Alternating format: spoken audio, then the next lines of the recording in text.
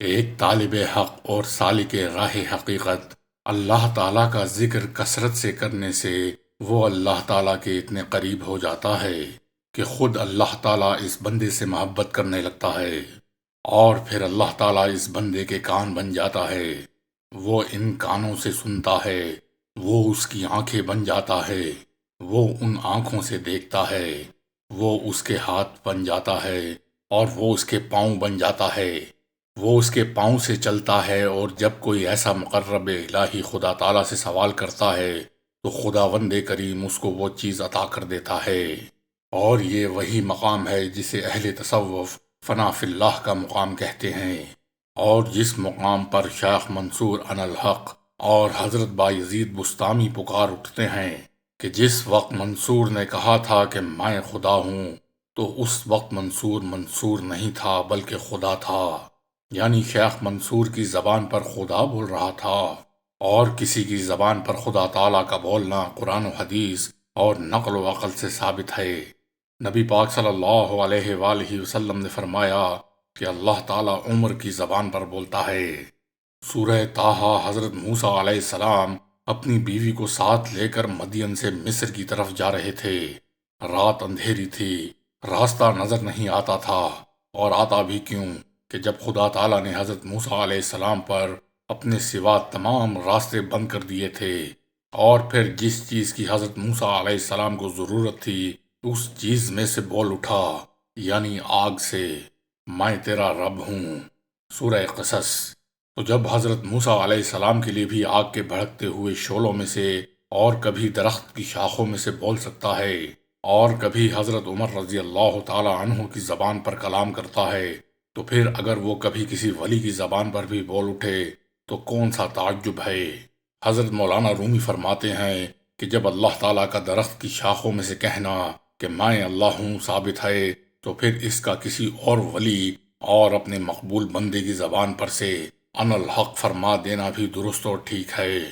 ممکن ہے کہ کسی کے ذہن میں یہ سوال پیدا ہو کہ فرعون نے بھی انا ربکم العالی کہا تھا اور شیخ منصور نے بھی ان الحق فرمایا تھا، تو دونوں کے معنی ایک ہی ہیں کہ میں خدا ہوں، تو پھر یہ کیسے ہو سکتا ہے کہ ایک بات فرعون کہے تو وہ کافر اور بے دین، اور وہی بات منصور کہے تو ولی اور غوث؟ تو اس کا جواب یہ ہے کہ اگرچہ فرعون اور منصور کے کہنے میں کوئی فرق نہیں ہے، مگر دونوں کی نیتوں میں بڑا فرق تھا۔ وہ یہ کہ فرعون نے جب کہا کہ میں خدا ہوں تو اس کی نیت یہ تھی کہ میں ہی میں ہوں، وہ نہیں ہے، اور شیخ منصور نے جب کہا تھا کہ میں خدا ہوں تو اس کی نیت یہ تھی کہ وہی ہے، میں نہیں ہوں، اور اپنے آپ کو اپنے مالک حقیقی کے آگے نابود کر دینا ہی ولایت ہے۔ مشکات شریف اور ابن ماجہ میں حضرت ابو ہریرہ رضی اللہ تعالی عنہ فرماتے ہیں کہ نبی کریم صلی اللہ علیہ وآلہ وسلم نے فرمایا کہ اللہ تعالیٰ فرماتا ہے کہ میرا بندہ جب مجھے یاد کرتا ہے تو میں اس کے ساتھ ہوتا ہوں، اور جب وہ مجھے اپنے دل میں یاد کرتا ہے تو میں بھی اسے اپنے دل میں یاد کرتا ہوں، اور جب وہ مجھے کسی محفل میں یاد کرتا ہے تو میں بھی اسے فرشتوں کی محفل میں یاد کرتا ہوں جو انسانوں کی محفل سے بہتر ہے۔ نزہۃ المجالس جلد 1 صفحہ 49 پر نبی کریم صلی اللہ علیہ وآلہ وسلم نے فرمایا کہ خداوند تعالیٰ فرماتا ہے کہ مجھے دنیا کی 3 چیزیں بہت پیاری ہیں: میرا ذکر کرنے والی زبان، میرا شکر کرنے والا دل، اور مصیبت میں صبر کرنے والا جسم۔ امام الانبیاء صلی اللہ علیہ وآلہ وسلم نے فرمایا کہ معراج کی رات کو میں نے ایک انسان کو دیکھا کہ وہ عرش الہی کے نور میں چھپا ہوا ہے۔ میں نے جبریل سے پوچھا کہ یہ کون ہے؟ کیا یہ کوئی فرشتہ ہے؟ جواب ملا نہیں۔ میں نے پھر پوچھا کہ یہ کیا کوئی نبی ہیں؟ جواب ملا نہیں۔ میں نے پھر پوچھا آخر یہ کون ہے؟ تو جبریل علیہ السلام نے فرمایا کہ یہ ایک آپ کا ایسا امتی ہے کہ دنیا میں اس کی زبان ہر وقت اللہ تعالیٰ کا ذکر کرتی رہتی تھی، اور اس کا دل ہر وقت مسجدوں کے ساتھ معلق رہتا تھا۔ حضرت انس رضی اللہ تعالیٰ عنہ فرماتے ہیں کہ نبی کریم صلی اللہ علیہ وسلم نے فرمایا کہ جب تم جنت کے باغ سے گزرو تو اس کی طرف دوڑو اور اس کی خوشبو سے لذت حاصل کرو۔ غلاموں نے عرض کی، یا رسول اللہ صلی اللہ علیہ وسلم، اس دنیا میں جنت کا باغ کون سا ہے؟ تو نبی کریم صلی اللہ علیہ وسلم نے فرمایا کہ اللہ کا ذکر کرنے والی مجلس جنت کا باغ ہے۔ حضرت شیخ شبلی رحمۃ اللہ علیہ فرماتے ہیں کہ میں ایک دن فجر کی نماز پڑھ کر مسجد سے گھر آ رہا تھا کہ میں نے راستے میں ایک حسینہ اور جمیلہ اور جوان عورت کو دیکھا، جس کا لباس تو شاہانہ تھا مگر سر اور پاؤں سے ننگی تھی اور مستانہ وار چلی آ رہی تھی۔ اگر میں نے نور الہی کا مشاہدہ نہ کیا ہوتا تو میں اس کے حسن جمال کو دیکھ کر مفتون یا مجنون ہو جاتا۔ شیخ فرماتے ہیں کہ جب وہ عورت میرے قریب آئی تو میں نے اس سے کہا، اے زن سر بپوش، کہ اے عورت اپنے سر کو ڈھانپ لے۔ تو اس عورت نے جواب دیا، اے شیخ، خوبصورت پھول کبھی سر کو نہیں ڈھانپتا۔ شیخ فرماتے ہیں کہ میں نے اس سے کہا کہ جو بھی تجھے دیکھے گا فریفتہ ہو جائے گا۔ تو اس عورت نے جواب دیا کہ اے شیخ، تو جھوٹ کہتا ہے، جو کوئی مجھ کو دیکھے گا جل جائے گا۔ شیخ فرماتے ہیں کہ میں اس عورت کی عارفانہ گفتگو سن کر جذب و مستی میں پکار اٹھا، اللہ اللہ اللہ۔